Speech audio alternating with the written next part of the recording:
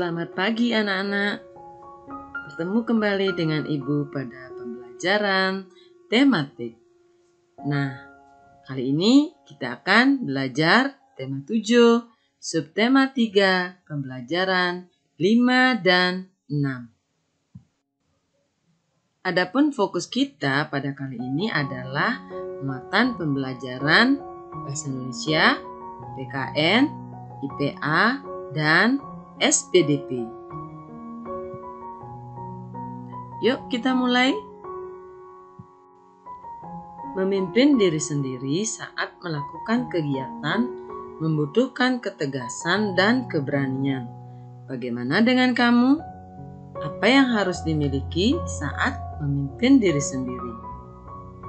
Ya, yang harus dimiliki salah satunya adalah kedisiplinan, percaya diri, dan tanggung jawab. Mari kita baca cerita berikut tentang bagaimana memimpin diri sendiri. Pagi itu, ayah dan ibu sudah menunggu Beni di kamar makan. Mereka biasa sarapan bersama di pagi hari. Ayah memanggil nama Beni, tetapi Beni tidak menyahut. Kemudian, ibu berjalan menuju kamar Beni. Tiba di depan kamar Beni, ibu mengetuk pintunya sambil berkata, "Beni, ayo kita sarapan." "Ya Bu," jawab Beni. Ibu membuka pintu kamar Beni. Ibu melihat Beni sudah mengenakan seragam, tapi belum menyisir rambutnya. Beni sedang memasukkan buku-buku dan perlengkapan sekolahnya ke dalam tas. "Kamu tadi terlambat bangun, Beni?" tanya ibu. "Iya Bu, tadi malam Beni mengerjakan tugas. Beni baru tidur pukul 11 lebih," jawab Beni. "Kapan ibu guru memberikan tugas itu?" tanya ibu. "Sebenarnya sudah seminggu yang lalu Bu," jawab Beni lirih. Jika kamu dapat memimpin dirimu sendiri, pasti pagi ini kamu tidak akan terlambat bangun, kata ibu. "Maksud ibu?" tanya Beni. "Maksud ibu, jika kamu dapat memimpin dirimu sendiri dengan mengatur waktumu dengan baik, tentu tugas itu sudah selesai dari kemarin, bukan?" kata ibu.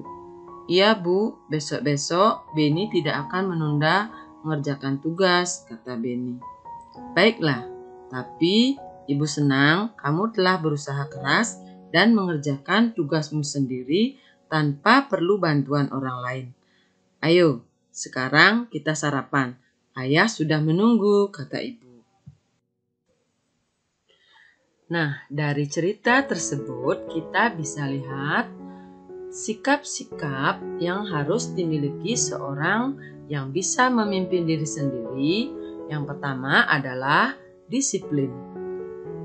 Disiplin adalah mengerjakan tugas tepat waktu. Lalu, tanggung jawab. Nah, tanggung jawab artinya mengerjakan tugas-tugas yang diberikan kepada kita atau kewajiban-kewajiban kita dengan semampu kita. Lalu juga percaya diri. Nah, percaya diri contohnya adalah Beni mengerjakan tugasnya tanpa bantuan orang lain. Dan lagi satu, Beni bersikap berani mengakui kesalahannya dan akan memperbaiki kesalahannya itu lain kali. Mungkin di antara kalian pernah mengalami kejadian seperti Beni. Nah, sikap apa yang tidak pantas ditiru dari Beni? Ya, benar. Beni tidak disiplin di dalam mengerjakan tugas. Kemudian, sikap apa yang patut ditiru?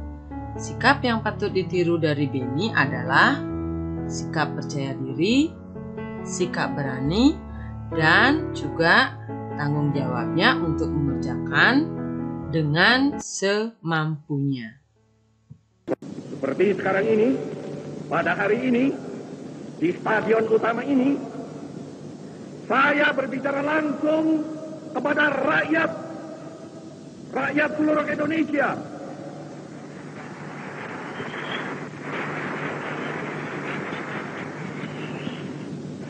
Bahkan bahkan juga langsung kepada seluruh dunia, dari timur sampai ke barat, dari utara sampai ke selatan. Saya sekarang tidak terutama sekali berbicara sebagai presiden mandataris, tidak sebagai presiden perdana menteri, tidak sebagai presiden panglima tertinggi. Saya berbicara di sini sebagai penyambung lidah rakyat Indonesia.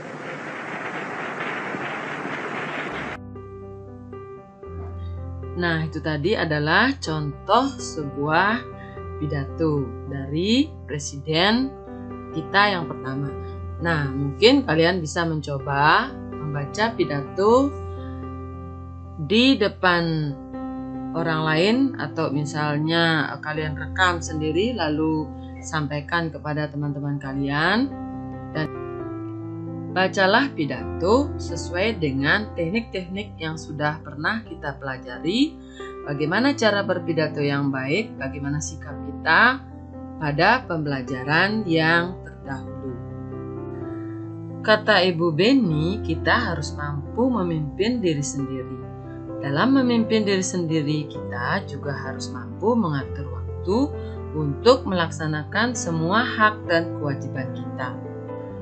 Menjaga keseimbangan antara hak dan kewajiban merupakan salah satu nilai yang terkandung dalam sila kelima Pancasila, yaitu keadilan sosial bagi seluruh rakyat Indonesia. Berikut nilai-nilai yang terkandung dalam sila kelima Pancasila. Yang pertama, mengembangkan perbuatan luhur yang mencerminkan sikap dan suasana kekeluargaan dan gotong royong. Yang kedua, mengembangkan sikap adil terhadap sesama. Ketiga, menjaga keseimbangan antara hak dan kewajiban. Yang keempat, menghormati hak orang lain. Yang kelima, memberikan pertolongan kepada orang lain agar dapat berdiri sendiri. 6. Suka bekerja keras. 7. Menghargai hasil karya orang lain yang bermanfaat bagi kemajuan dan kesejahteraan bersama. Nah, bagaimana pendapatmu mengenai pelaksanaan keadilan di lingkungan sekitarmu?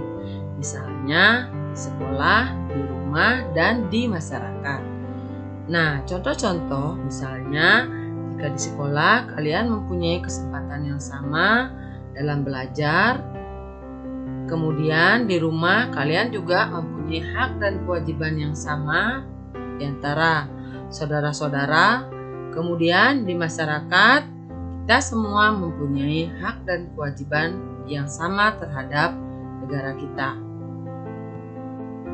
Apakah kamu seorang pemimpin yang baik? Bagaimana kamu tahu apa yang harus dilakukan untuk mengetahui apakah kita sudah memimpin dengan baik? Seorang pemimpin yang baik adalah seorang yang dapat menilai dirinya sendiri. Nah, kalian juga bisa melakukannya agar kalian menjadi lebih baik. Nah, terakhir, ayo kita berlatih menulis. Yang kalian tulis adalah pengalaman kalian ketika berpidato di hadapan teman-teman kalian. Yang pertama, menyangkut isi pidato.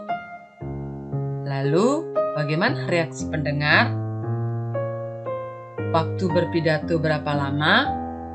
Bagaimana sikap berpidato? Dan rencana perbaikan saat berpidato dan perbaikan teks pidato. Ini adalah salah satu bentuk dari menilai diri sendiri. Sekian pembelajaran kita kali ini. Semoga bermanfaat dan terima kasih sudah menyaksikan. Sampai jumpa.